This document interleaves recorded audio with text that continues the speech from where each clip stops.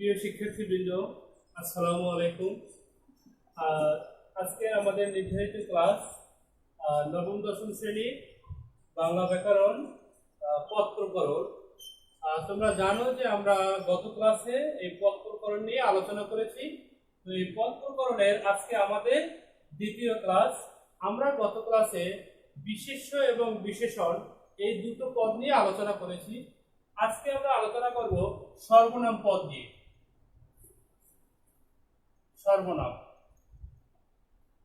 আচ্ছা, সর্বনাম পদ কি সেটা তোমরা অবশ্যই জানো। সর্বনাম পদ হলো বিশেষ্যের পরিবর্তে যে শব্দ আমরা ব্যবহার করি সেটাই সর্বনাম পদ। এভাবে সংজ্ঞাটা সাজাতে পারি যে বিশেষ্যের পরিবর্তে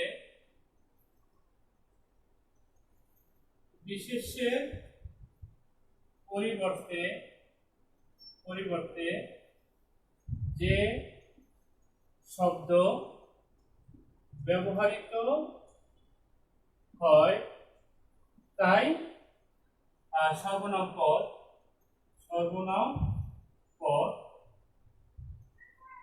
যেমন দেখো, যেমন রহিম সপ্তম শ্রেণীতে পড়ে। সে প্রতিদিন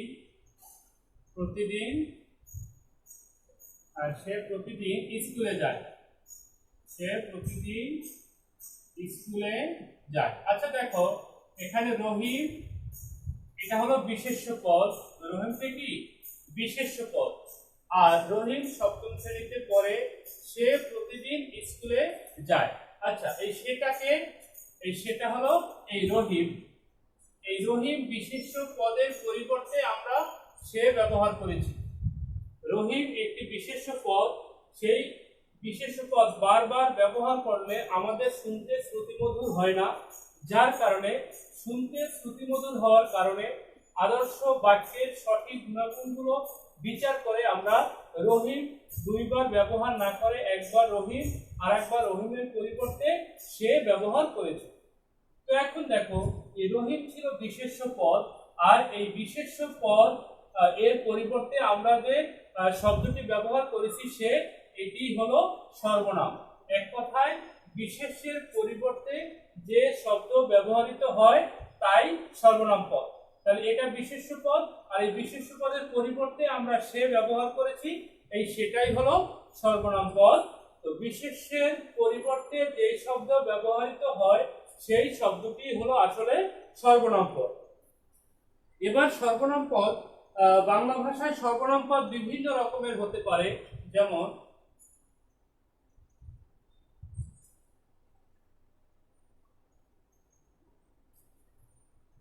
বাংলা ভাষায় সর্বনাম পদ কয়েকটি ভাগে ভাগ করা হয়ে থাকে। বাংলা ভাষায় বা বাংলা ব্যাকরণও বলতে পারি, ব্যাকরণে সর্বনাম পদকে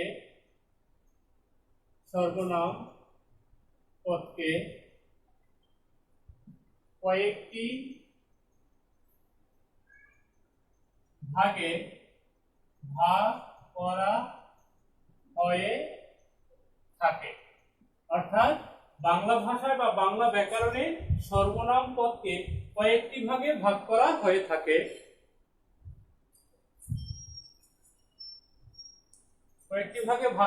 থাকে। যেমন প্রথমে আমরা আসি ব্যক্তিবাচক সর্বনাম।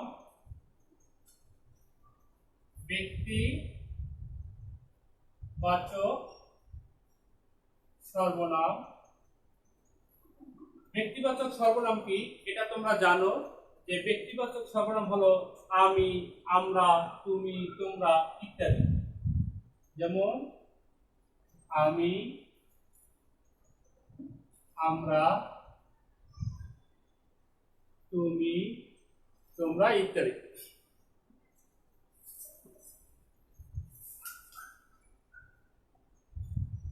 এরপরে আসি আমরা আত্মবাচক সর্বনাম। আত্মবাচক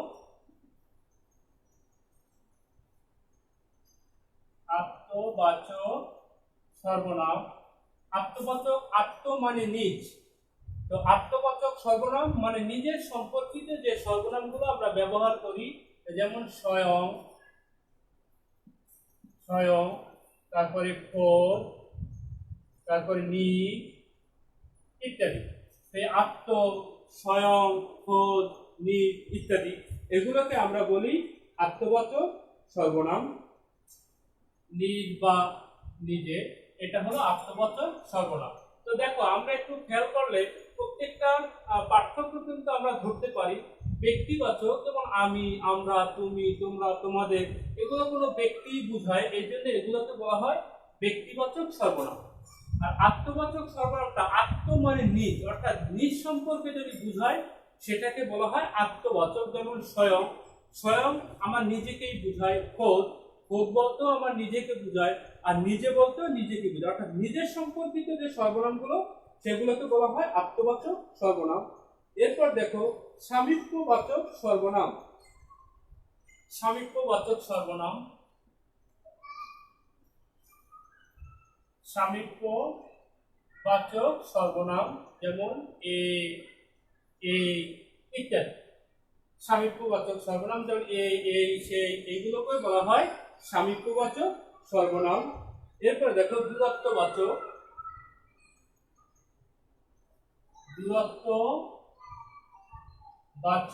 সর্বনাম। দূরত্ববাচক মানে এটা অবশ্যই কোনো দূর বুঝাবে এবং কোনো বিশেষের পরিবর্তে বসবে, যেমন ওই, তারপরে ওই সব ইত্যাদি।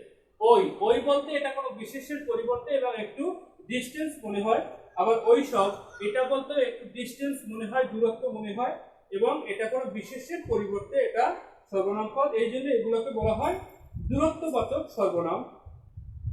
এবার দেখো সাকুল্যবাচক সর্বনাম।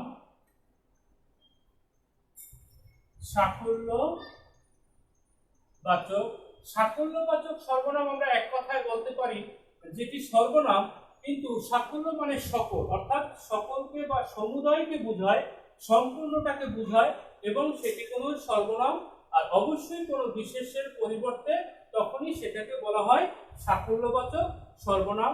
যেমন সব, সকল, তাবৎ, এগুলোকে বলা হয় সাকুল্যবাচক সর্বনাম। সব, সকল, তাবৎ, আবার সমুদয়, এগুলো হলো সাকুল্যবাচক সর্বনাম।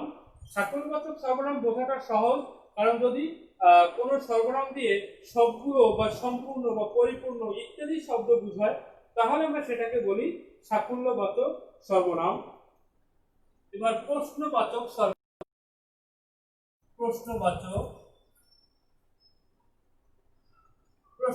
সর্বনাম।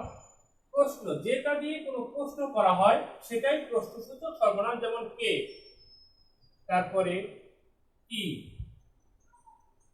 কোন ইত্যাদি। অর্থাৎ যেমন কাজটা করেছে কে, কাজটার নাম, কাজটা বিশেষ্য পদ, এটা যে ব্যক্তিটা করেছে সে ব্যক্তিটাও বিশেষ্য পদ।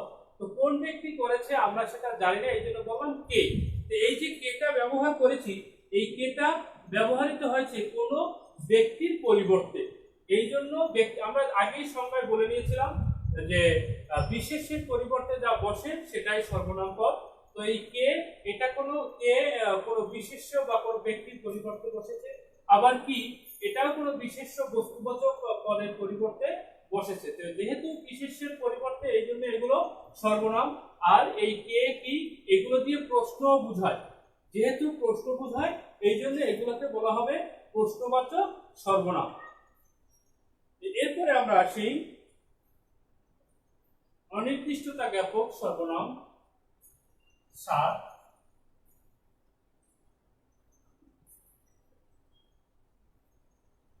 শিক্ষার্থীবৃন্দ, তোমরা যারা লাইভে আছো তারা অবশ্যই রোল এবং শ্রেণী লিখে কমেন্টস করো। যারা লাইভে আছো তারা রোল এবং শ্রেণী লিখে কমেন্টস করো, এটা দিয়ে তোমাদের উপস্থিতি নির্ধারণ করা হবে। আচ্ছা, আর এরপরে দেখো অনির্দিষ্টতা জ্ঞাপক সর্বনাম 7 অনির্দিষ্টতা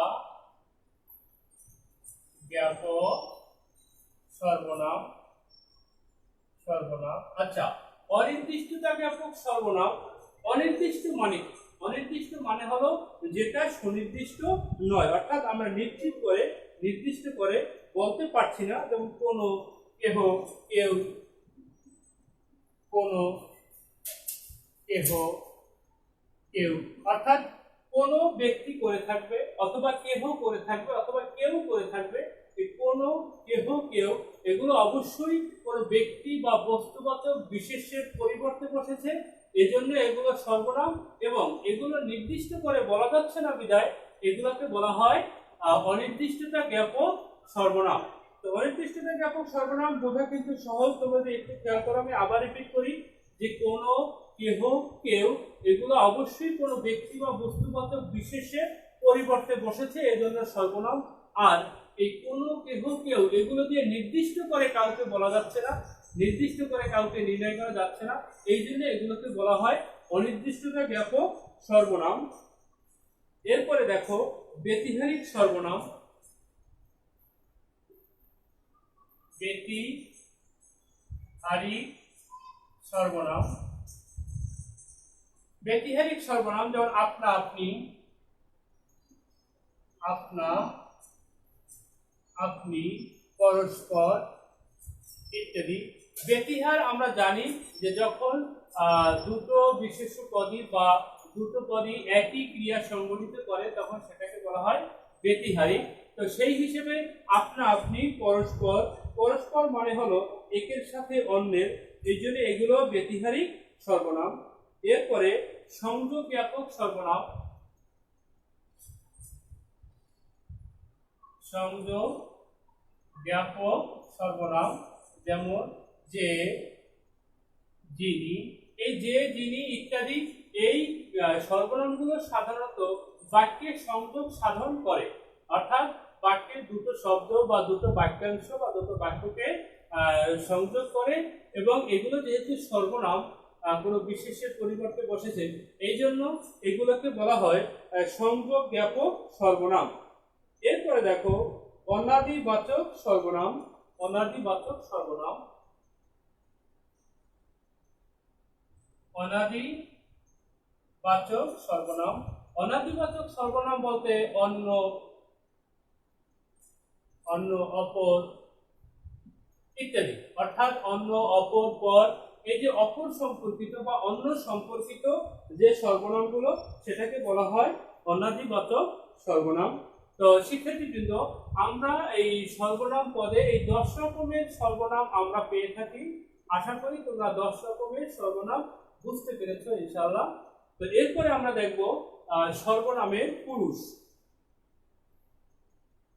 পুরুষ তোমরা আগেও জানো, পুরুষ ব্যাকরণের একটি পারিভাষিক শব্দ।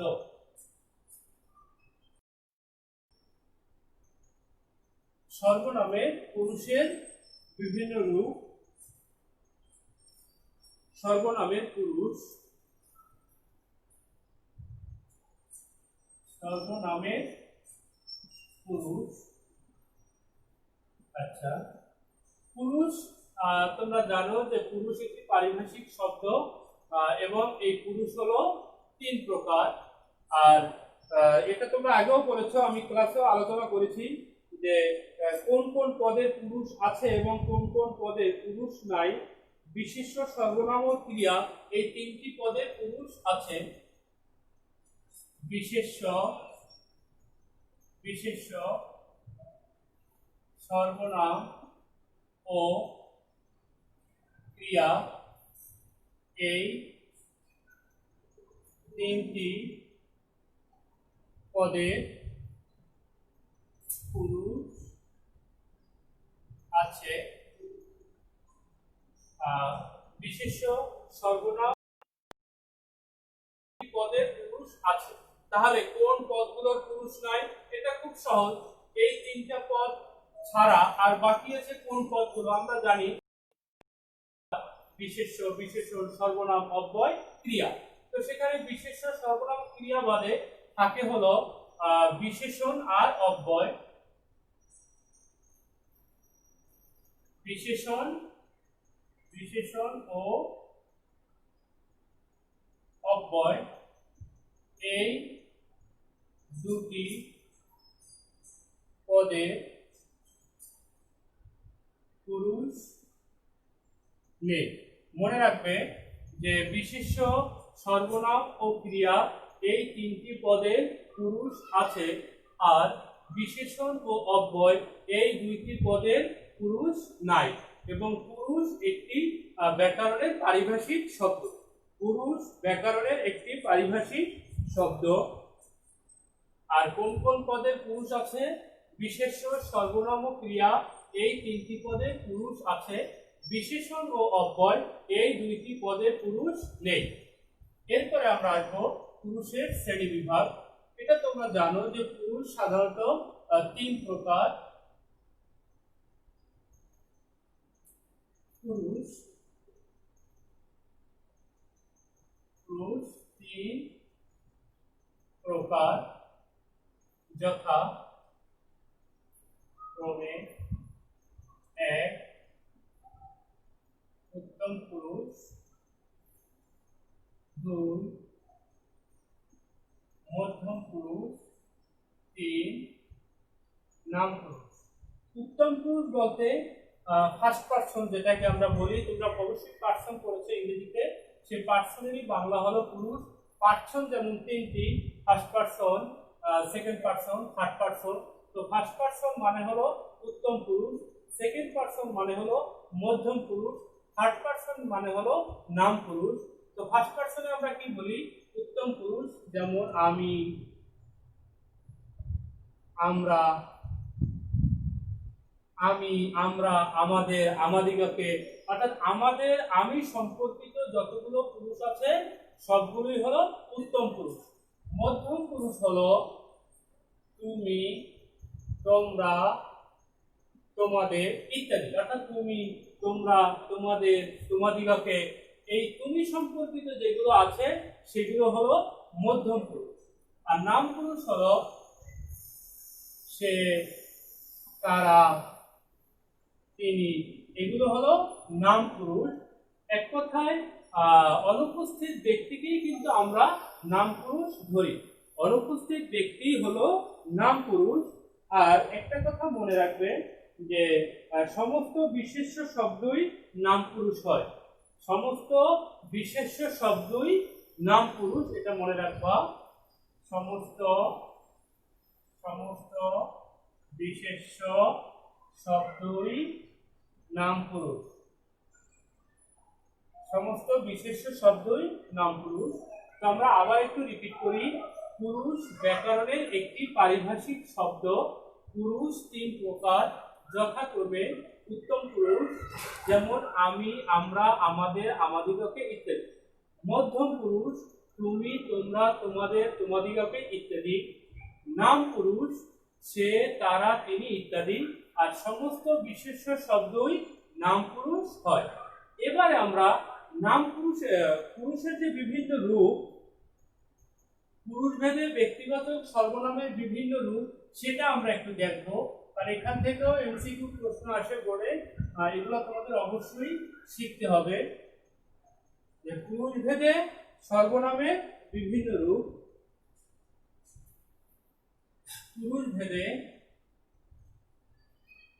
পুরুষ ভেদে ব্যক্তিবাচক সর্বনামের বিভিন্ন রূপ। পুরুষ ভেদে ব্যক্তিবাচক সর্বনামের বিভিন্ন রূপ।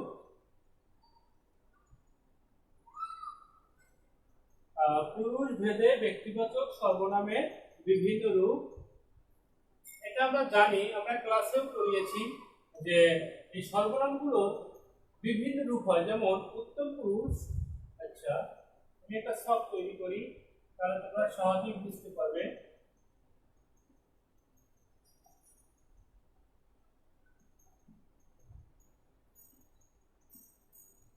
এখানে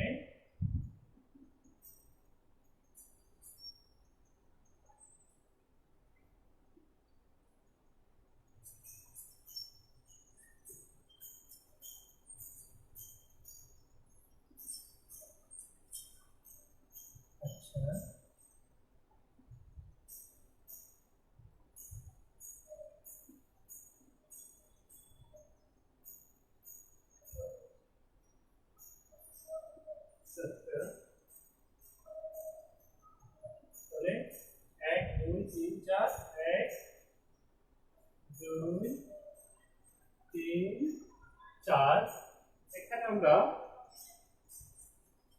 রূপ, এখানে আমরা দেব রূপ, রূপ অর্থাৎ কি কি রূপ হয় এই ব্যক্তিবাচক সর্বনামগুলো। উত্তম পুরুষ, আমরা সংক্ষেপে লিখলাম উত্তম পুরুষ, মধ্যম পুরুষ, তারপরে নাম পুরুষ। দেখো উত্তম পুরুষ, মধ্যম পুরুষ, নাম পুরুষ। এখন রূপ সাধারণ, সাধারণ, সম্ভ্রমাত্র, সম্ভ্রমাত্র, ঘনিষ্ঠ বা তুচ্ছার্থ, ঘনিষ্ঠ বা তুচ্ছার্থ। উত্তম পুরুষ যেমন আমি, আমরা, আমাদের, আমি, আমরা, আমাদের ইত্যাদি। এই যে আমি, আমরা, আমাদের উত্তম পুরুষের শুধু সাধারণ রূপটাই হয়, উত্তম পুরুষের সম্ভ্রমাত্মক হয় না, ঘনিষ্ঠ বা তুচ্ছার্থক হয় না। কারণ আমি বা আমরা আমাদের নিজেদেরকে সম্মানসূচক শব্দ বলতে পারি না, আবার ঘনিষ্ঠ বা তুচ্ছার্থক শব্দও বলতে পারি না, কারণ নিজের সম্পর্কে ওভাবে কিছু বলা যায় না। এই জন্য উত্তম পুরুষের রূপ কয়টি? একটি। উত্তম পুরুষের শুধু সাধারণ রূপ আছে, যেমন এটা। আর মধ্যম পুরুষ, মধ্যম পুরুষের তিনটা রূপ, যেমন সাধারণ যেটা তুমি, তোমরা ইত্যাদি, তুমি, তোমরা ইত্যাদি, এগুলো হলো মধ্যম পুরুষের সাধারণ রূপ। আর মধ্যম পুরুষের সম্ভ্রমাত্মক রূপ যেটা, সেটা হলো আপনি, আপনারা, আপনি, আপনারা, আপনাদের ইত্যাদি ইত্যাদি। অর্থাৎ সম্মান সূচক যে পুরুষগুলো আমরা ব্যবহার করি সেগুলোকে বলা হয় সম্ভ্রমাত্মক রূপ। সম্ভ্রমাত্মক রূপ যেমন আপনি, আপনারা, আপনাদের, আপনাদিগকে ইত্যাদি। এরপরে ঘনিষ্ঠ বা তুচ্ছার্থ, ঘনিষ্ঠ বা তুচ্ছার্থ বার্তা আমরা ব্যবহার করি, যেমন তুই, তোরা ইত্যাদি। অর্থাৎ মধ্যম পুরুষের তিনটি রূপ আমরা পাই, সাধারণ, সম্ভ্রমাত্মক, ঘনিষ্ঠ বা তুচ্ছার্থ।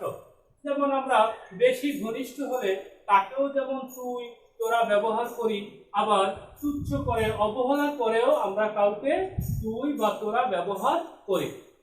তাহলে খুব খেয়াল রাখতে হবে তোমাদের, উত্তম পুরুষের একটি রূপ সাধারণ, আমি, আমরা, আমাদের ইত্যাদি। মধ্যম পুরুষের তিনটি রূপ, তুমি, তোমরা ইত্যাদি, তোমাদের আরো আছে। মধ্যম পুরুষের সম্ভ্রমাত্মক রূপের সম্মান দিয়ে যেটা আমরা বলি, আপনি, আপনারা, আপনাদের, আপনাদিগকে ইত্যাদি। আবার মধ্যম পুরুষের ঘনিষ্ঠ বা তুচ্ছার্থক রূপ, যেমন তুই, তোরা, তোদের ইত্যাদি। আবার নাম পুরুষের সাধারণ, সে, তাহারা, তারা। নাম পুরুষের সাধারণ হলো সে, তারা, তাহারা। এগুলো হলো নাম পুরুষের সাধারণ রূপ। আবার নাম পুরুষের সম্ভ্রমাত্মক রূপ হলো তিনি, তিনি, আবার তারা। এই চন্দ্রবিন্দু দিয়ে তারা, চন্দ্রবিন্দু দিয়ে তাকে, এটা হলো মূলত নাম পুরুষের সম্ভ্রমাত্মক রূপ। নাম পুরুষের সম্ভ্রমাত্মক রূপে সাধারণত তারা, তাহারা, তাদের এখানে চন্দ্রবিন্দু দিয়ে লেখা হয়। চন্দ্রবিন্দু দিয়ে লেখা হলে সেটাকে সম্ভ্রমাত্মক রূপ বলে। আবার ইহা, ইহারা, এই, এরা, এগুলো হলো তুচ্ছার্থ। ইহা, ইহারা, এই, এরা ইত্যাদি ইত্যাদি হলো ঘনিষ্ঠ বা তুচ্ছার্থ রূপ। তাহলে তোমরা অবশ্যই এটা একটু ভালো করে পড়বে। পুরুষ ভেদে ব্যক্তিবাচক সর্বনামের যে বিভিন্ন রূপ, পুরুষ ভেদে এই সর্বনাম, ব্যক্তিবাচক সর্বনামগুলো কয়টি রূপ হয়? তিনটি রূপ, সাধারণ, সম্ভ্রমাত্মক, ঘনিষ্ঠ বা তুচ্ছার্থ। সাধারণ, সম্ভ্রমাত্মক, ঘনিষ্ঠ বা তুচ্ছার্থ। এখন উত্তম পুরুষ, তার কয়টি রূপ? উত্তম পুরুষের একটি রূপ, যেমন আমি, আমরা, আমাদের ইত্যাদি। এটা খুবই সাধারণ, আমরা আগেই বলেছি।